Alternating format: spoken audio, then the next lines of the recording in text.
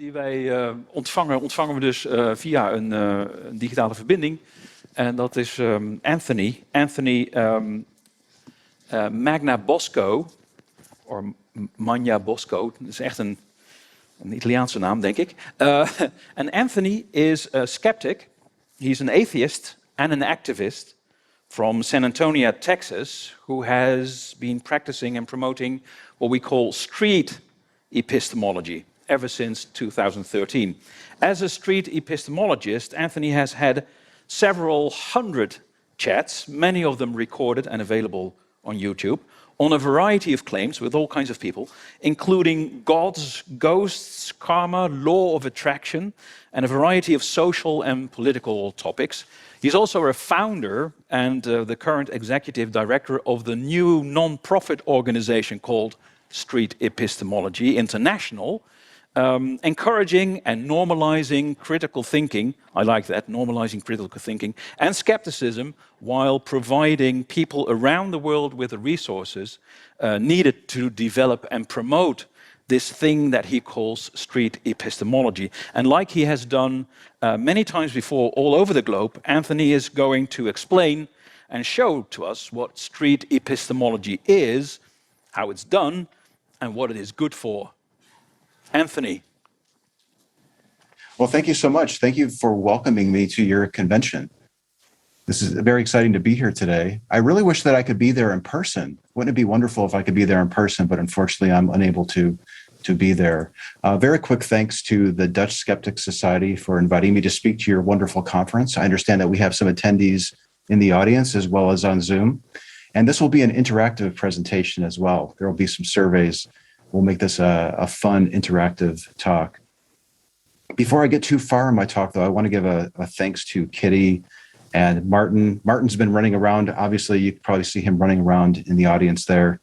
He's been working really hard behind the scenes to make this talk a success. Gert-Jan, thank you very much for all of your help. Herman and Pepijn, very nice to work with you. It's really been a joy to work with you. Well, as the speaker before me mentioned, I am from Texas. I live in the United States here, and I've been doing this thing called street epistemology for the last 8 years or so. Taking it so far as to actually go out on the streets and on trails and campuses to practice this approach. So over the years, I've actually become, I think, pretty good at it, and it's been a learning process. Let's just put it that way. We've been getting progressively better and getting a better understanding of what we're doing with SE, to the point where we formed a nonprofit organization called Street Epistemology International. My talk today will be 30 minutes, and then we'll go on to other speakers, and then I'll be back later in the afternoon to do a more advanced deep dive into what street epistemology is, followed by a 30-minute Q&A. So if you have questions, please save them. You'll have an opportunity to ask me your questions. But before we get too far into it, I want to test out the software that we'll be using so that we can see your responses in real time. So if you wouldn't mind, please pull out your mobile devices. I have mine right here. Wonderful. So if you've done that right, you should be presented with a very simple survey. Which of the following is your favorite pet? Cats, select A, B for dogs, and C for rocks. Did you have that trend in the 70s, I think it was, with the pet rocks? That was kind of a popular thing going on in the United States. Whoa, look at this. A lot of cat fans.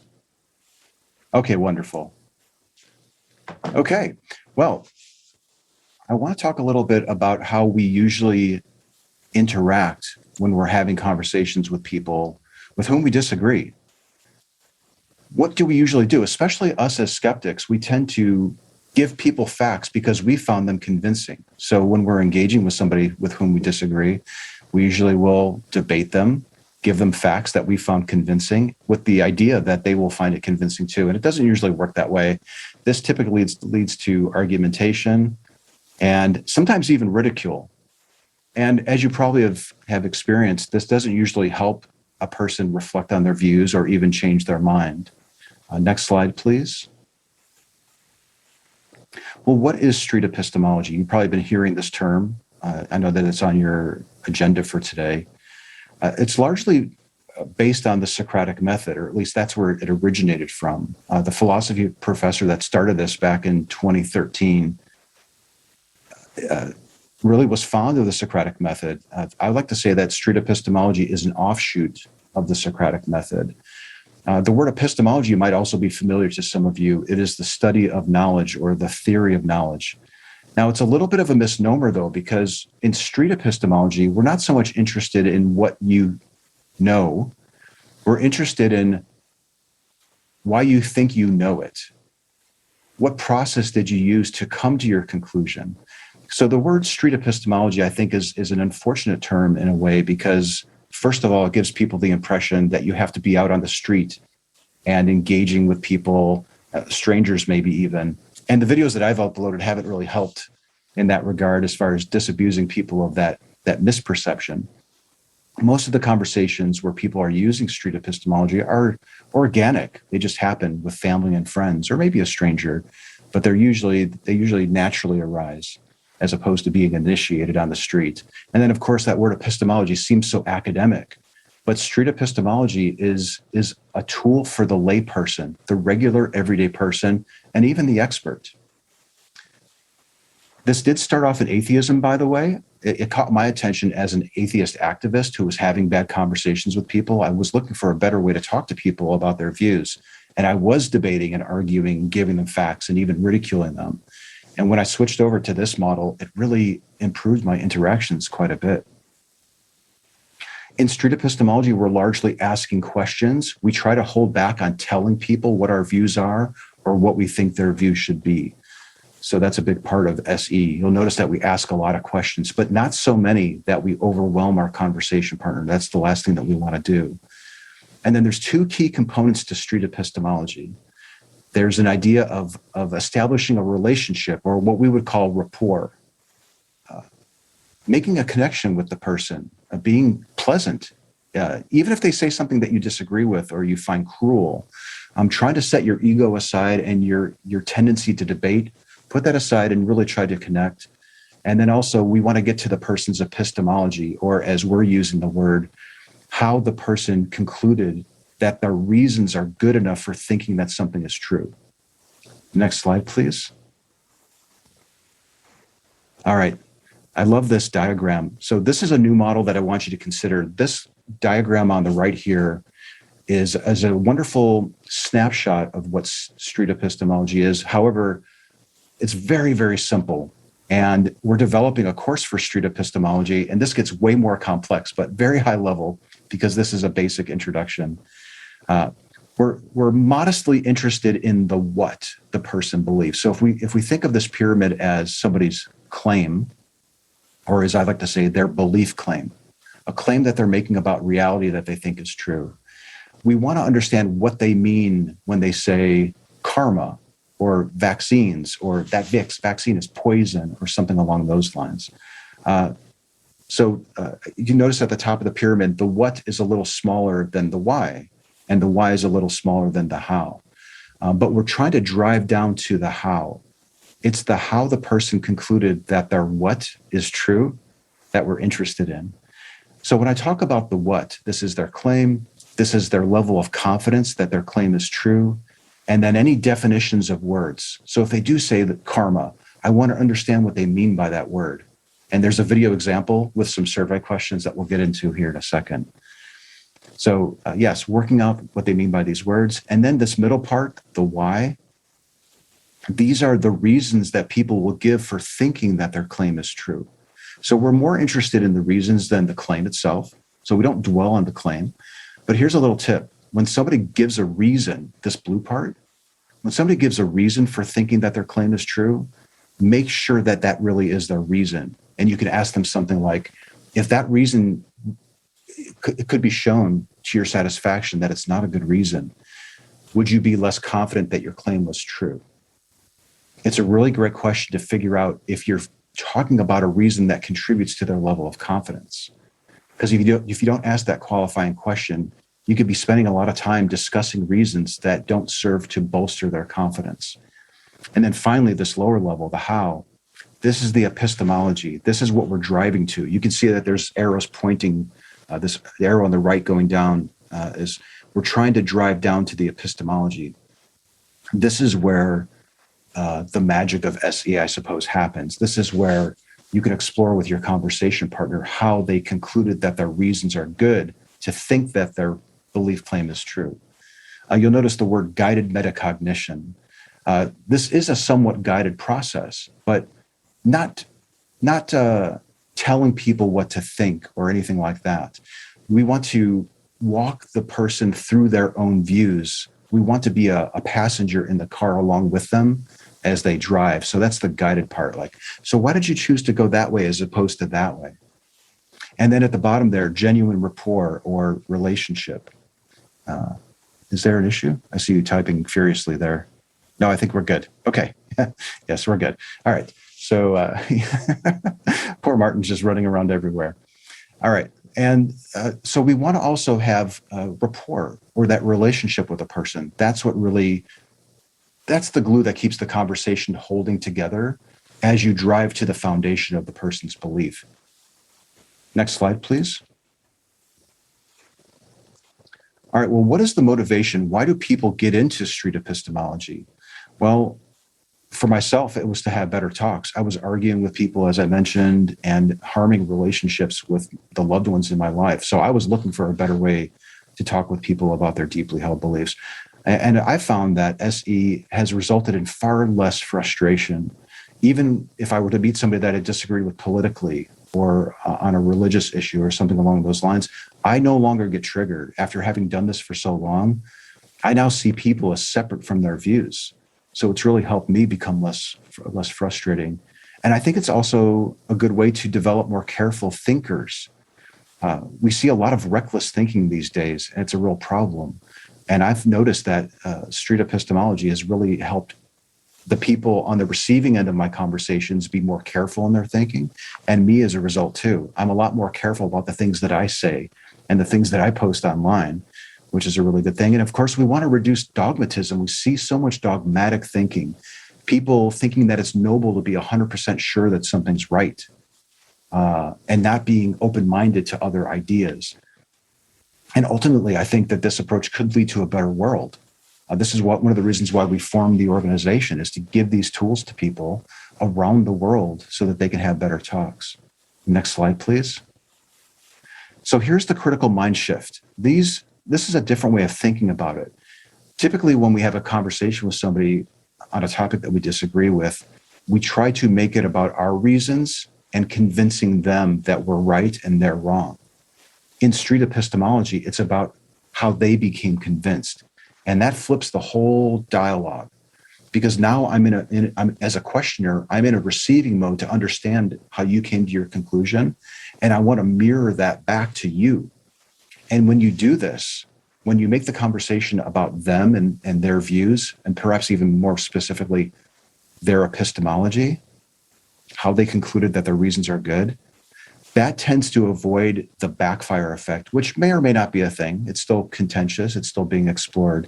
But you've probably noticed that this defensiveness that can come up when you give people facts to show that they're wrong. They usually become guarded and even closed down. There's another term I wanted to talk to about. It's this idea of technique rebuttal versus topic rebuttal. Street epistemology, I think, falls into the category of a technique rebuttal, meaning I'm interested in the technique or the method that you use to come to your conclusion. Can we explore your technique? Can we explore your process? As opposed to the topic, whether it's karma or vaccines or God or ghosts or anything along those lines. I'm not arguing with you or really exploring your conclusion. I'm exploring your methodology. And that's another big shift here. And then finally, that there's a collaborative process here. I want to work with you. I want to be a partner with you in this exploration. And listen, if you do this, you'll see moments of thinking, deep thinking, reflectful thinking. And you'll catch this in the next video, in the video that I'll show you on karma. And then later in the afternoon, there's another moment of reflection too. We call it aporia, these wonderful moments of self-reflection, because that, I think, is where people are thinking about their thoughts. That's that guided metacognition part where you're thinking about your thoughts. And it's also very hard to stay quiet when you see somebody thinking about their thoughts. But one thing that we found is it's one of the best things that you can do is to be quiet and let them process it. All right. I want to show you a short video example of karma. This took place on a college campus in 2015. It was a while ago. And it's one of my older examples, but it's one of the best because it's a quiet location. It's a very engaging, enthusiastic conversation partner, and it's a safe topic like karma. So what I found is that safer topics are really great for teaching street epistemology because many times people get focused on the topic and they miss the technique. Now, when this video plays at about 2 minutes in, it will stop and you'll be prompted with a question. So we'll do the same poll. So why don't you go ahead and run this video? Hi. Do you have 5 minutes for an interview? Sure. All right, awesome. How you doing? Good, how are you? I'm good. I'm live streaming and recording. You down with that? Yeah. All right. My name's Anthony. Hello, Anthony. I'm Kiana. Hi. It's a pleasure to meet you. You too. Such a smiling face. Are you happy about something, or do you have good news, or you look really happy? Well, school's out, so Yeah. yeah. And you have Happy about finals that. next week? Yes. I had some earlier this week, and now I have some Okay. today. Yeah. May I get the spelling of your first name? Kiana. Kiana. Yes. All right, cool. Key. All right, my name's Anthony, and what I do is just flag down random people walking by Okay. to ask them if they hold any deeply held belief that they want to spend 5 minutes just chatting about, and I time it for 5. And yeah, it could be about anything. Usually it's like spiritual stuff, Mm-hmm. but it can really broach any topic, like Okay. gods, karma, magic, ghosts, that type of stuff. Let's see. Do you want to burn 5 minutes and just chat about something like Yeah, that? would you chat Okay. with me, or am I just strictly talking? I'm going to ask questions. Okay, good. And I want to good. understand why you believe it. Okay, cool. And it's going to be completely like non-confrontational Okay. and probably even Go for fun. Go for it. No, for anything. Time, 5 minutes. All right. Okay. So you can pick any topic you want. Okay, let's go with karma. Karma. Yeah. Okay. Excellent. Before we even get any further, Okay. how do you define it? Because I want to make sure I understand it. Let's see. I would say good or bad, what you do could eventually come back to you. Okay. Good or bad. And that's karma. Yeah. Do you have a really vivid example of something that happened that you would say karma? Ooh. For me personally, I feel like whenever I say something mean about someone in my head, or if I speak it out in public, I'll like break out. And honestly, that's probably not why I break out, but I'll be like, karma. Oh, Miss Pimple's karma. interesting. Karma for being ugly. This is not meant to test you. It's primarily meant to teach. Because this is such a short amount of time, there will probably be some responses in here that I didn't cover, but the right answer I think I did cover. Please just keep that in mind. So, okay, question number 1. Which of the following is most accurate in SE? A, the belief claim selected must be supernatural. B, ideally, the SEer or the person doing street epistemology should select the belief claim. C, it's useful to clear up words like karma early on. D, street epistemology mostly occurs in public with strangers. And E, a helpful example is one that the street epistemologist provides. It's a blot. Oh, maybe I made these questions too easy. I think we can close the poll at this. Look at all the results coming in. Fantastic. It doesn't look like anyone selected A, and that's good because the claim could be anything. It doesn't have to be supernatural. And then B and E are actually related. You want your interlocutor to pick these things. It's not so important that you pick the claim or you pick the reasons or that you pick the examples because we're exploring their belief. And yes, very good. Look at overwhelming response there. You want to clear up those words early on, words like karma. Go ahead and work those out. And by the way, it's not your definition, it's their definition that matters. And then, of course, no, street epistemology does not just occur in public with strangers. Okay, let's resume the video. Thank you. If you don't say anything bad or think anything bad about a person, do you notice a difference in your complexion? Honestly, like right now, my skin's on a good turn, and I haven't been thinking ugly thoughts. So, Wow. but that's just a small tidbit of something. Like if I litter, Okay. Something bad, I have bad luck, so something bad will happen, and I'm just like, it's because I littered. Okay. Yeah. So if you were driving home, or whatever, heading home, and you tossed out some trash on the road, and something bad happened to you later, you would Attribute it to that. you'd attribute it to that? Okay. I'm a strong believer in karma, and if I do something good, You're really strong. Yeah. How sure are you that it's true? 0 to 100. 100%, all confidence, no doubt. 0%, all doubt. I would say 82%. 82. The two matters, yes. What do you study here? I study communication. Okay. 82% Yeah. confident that karma is real, that it happens. Okay. Let's go to this example of you heading home, Okay. trash out the window. What would be an example of something happening that you would attribute to that action? Common things that have happened to me. I either break something or, Okay. You'd break a dish or something and... yeah, break something. Something will break a nail. Okay. It's just little things. I'm just like, this is because I littered. Okay. Is there a certain amount of time that can pass Usually happens within the day. within a 24-hour period of Within time? 24 hours. You'll get karmically punished for a bad action. All right. Everyone ready for your next question? You should be prompted shortly here on your screen. Question number 2. Which of the following is most accurate in street epistemology? A, it's not street epistemology unless you've scaled their confidence. B, the synonym of confidence is bravado. C, the street epistemologist repeats back to hold people to their words. D, confidence scales must be numerical in value. Or E, the SEer's confidence in the belief claim explored is secondary. Maybe this one's a little bit more challenging for you. Let's see what happens here. I see some answers coming in. Oh, interesting distribution. Looks like it's very close between C and E. For A, no, it's not A. You don't have to scale the person's confidence. The confidence scale is completely optional.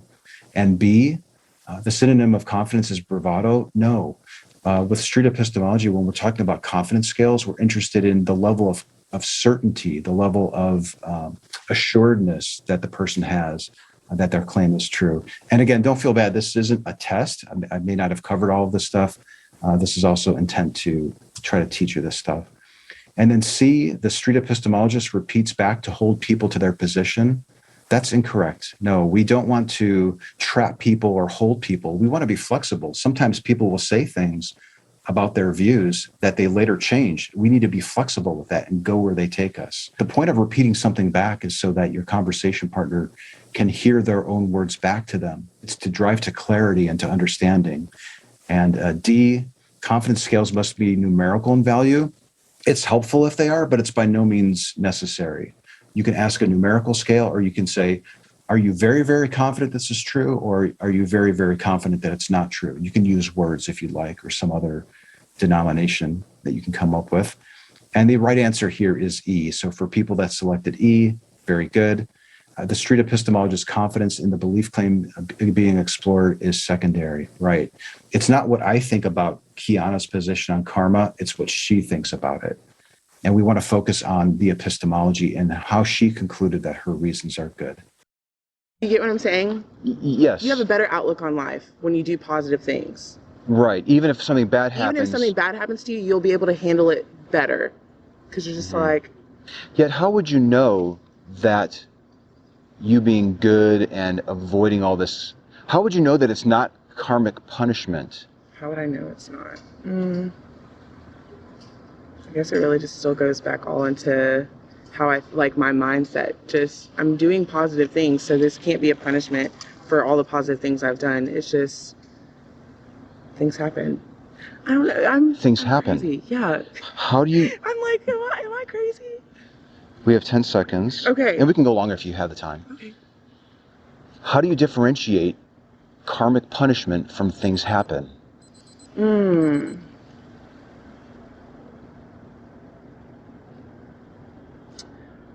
I think it would be just things that are just how did this happen? Why did this happen? Oh, that is a good question. You're making me rethink my whole life. I don't know. I feel like it would just, if I did something bad and something bad happened immediately after, I feel like this has to correlate. Like, this is punishment. God's telling me don't do that again. I don't know. That was a good question. Because I'm trying to think of anything bad that's happened and I feel like I've been doing good. I usually just brush it off. Because like I said, my mindset's in a different place. If I haven't done anything wrong, I'm just like, it'll get better. It's almost like a snowball effect for me. If I do something bad and then something bad happens, I'm just like, oh my gosh. And then my mindset is in such a bad place. Maybe karma is not even just something bad happening to you, but just getting you in a space that just, well, at least for me, getting you in a space that just, to make you live a better life in the end. Now I'm like, that percentage looks a little, 82%. I'm going to stick with it. I love this. So survey question 3, folks. Which of the following is most accurate in SE? Your talk concludes when the agreed upon time is reached. B, for Kiana, karmic punishment is the same as things happen. C, the street epistemologist or the person doing SE, the SEer, should offer answers if they appear to struggle. D, a silent SEer or the person doing SE during reflective thinking is optimal. Or E, point out dogmatic adherence to confidence if observed. Look at the results coming in. Are you sure that's the right answer? I'll give 10 more seconds here. Very good. It's hard to discern if these are really easy questions or if I'm just an excellent presenter and teacher. I'm going to go with the latter. The first answer there, A, your talk concludes when the agreed upon time is reached. No, that's not it. Anybody can leave at any time. Even if you agree to a 5 or 10 minute talk, if you or your conversation partner are done, you can end the conversation. And for B, does Kiana mean karmic punishment is the same as thing happen? No, they're actually separate. And it was great that she mentioned things happen as an opposite or as another option to karma, because then it allowed me to ask her, well, how do you tell the difference between the two? It was that how question. It was that lower level question about her method for figuring out that her reasons were good that led to that reflective thinking. Let's see. C, the SEer should offer answers if they appear to struggle. No, you actually want to hold back. And this is a little bit tough for empathetic people. Usually when we see people struggle, especially if we've asked them a question that they're struggling with, generally what happens is we want to reach out and help them and say, let's change the subject, or I'll give you an answer, or we give them a pass. One of the best things that you can do is let them process that, even though it can be difficult to watch. For everyone that selected D, you are correct. A silent SEer during reflective thinking is optimal.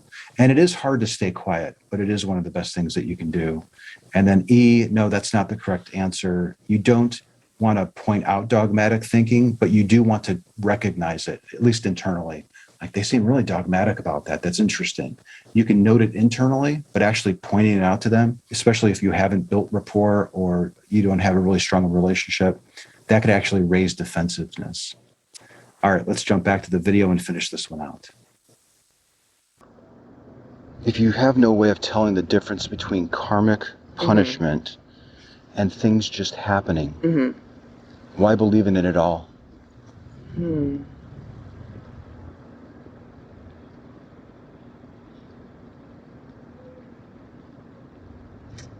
Guess it's just something to live by. It's gonna get me through, honestly. Is 82% the most accurate spot to be on the confidence? Now it isn't. Now you're gonna make me go back home and think about this, and I'm like, I need to tell him. Okay. I'll give you a card when we're done so you can, Okay, we can meet good. again. Because if I get it, I'm gonna be like, okay, I have it. Let's see, I would say now that I'm a little unsure,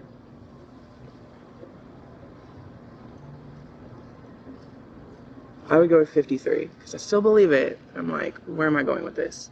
53 now. Thank you so much for your time. You're awesome. Thanks. You are too. This was a very basic introductory overview of street epistemology. When we meet in the afternoon, I'll be giving another 30-minute talk, and we will show another video example of a discussion that's a more serious topic, a more relatable topic, perhaps. It's about vaccine hesitancy. One of my friends went to a protest in North Carolina and recorded a conversation with a woman who was vaccine hesitant, and he was using this approach. I'll also explain exactly how to do street epistemology. This topic, the conversation today, or my presentation today, was more about what street epistemology is, and I wanted to show you that example. But in the afternoon session, I want to get into some of the challenges that you can face when you do street epistemology. You can run into a lot of resistance, and there's even some ethical considerations too. When would I not want to use this approach? What are some things that I can do as a practitioner to make this approach more ethical? And then we'll have a 30-minute question and answer session where we'll be taking your questions, I'll be answering them, and I look forward to that. I really do. I think that's about 4 hours from now. But I'll be back, we'll talk about it some more, and thank you very much for having me on. Thanks, Anthony, for this brief introduction. Basic introduction into street epistemology, and we'll return to Anthony later later today, in this afternoon. We gaan simpelweg door met het volgende onderwerp.